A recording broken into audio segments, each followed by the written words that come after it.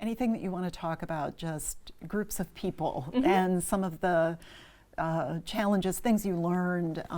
Did you randomly put them together, or?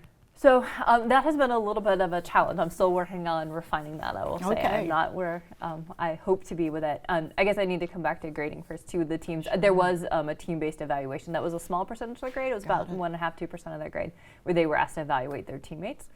And if you came to class and participated, usually you did well. And if you filled out the evaluation, you did have to do that. Those who didn't come to class did not get those points. Okay. But with the teams, in terms of putting them together, I tried using CAPME to begin with and kind of randomizing that. What I found challenging about that was getting students to put all their information in and kind of get a roster in. And one of the challenges with the beginning of the semester is students will withdraw from the class or drop the class and are kind of moving around. So it's really hard. And I wanted to have the teams going right out of the gate. Yep. And so that's a challenge, because if you have a group of 6 and 3 people happen to draw, you just get unlucky. Then you have a group of 3 and not of 6. And so that's a challenge. One, maybe it can be solved in terms of the randomization. And then the other is just kind of the fluidity that you kind of have at the beginning, the first week or 2 of the term.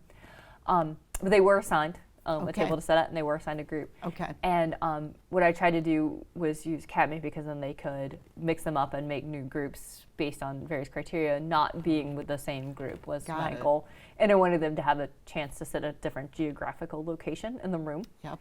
I had a student come up and say, I'm having a hard time in the back corner. I feel like I'm further away and having a hard time seeing. Can I move to a different spot? Absolutely. I made sure that he was not back in that spot again. So there were some things like that to consider. Spring term, when I had a smaller group, so I only had 120 and I only had one section, I did the groups by hand, and I kind of, I randomly did them by hand. Interesting, And I made sure that they moved to a different geographical location and were different people. And that was harder to do by hand and took a little bit more time than I would have liked. So I haven't perfected the group assignments. What I also did do as the term went on, I figured out who wasn't coming to class, and you can tell pretty quickly, and I kind of left them off the list. I didn't even assign them to a group. And if they come to class, I had a spot to slot them in, but that way you didn't have empty seats, and we almost collapsed into a little bit smaller space in the room as the semester went on. Usually I had only a table that was kind of missing. Usually there were 6 who didn't attend each one. So I was down one table, but I could condense them together in that way. If somebody was absent, you didn't have a non-comer, an absent person, and then something weird happened in another group and just get too small. Right.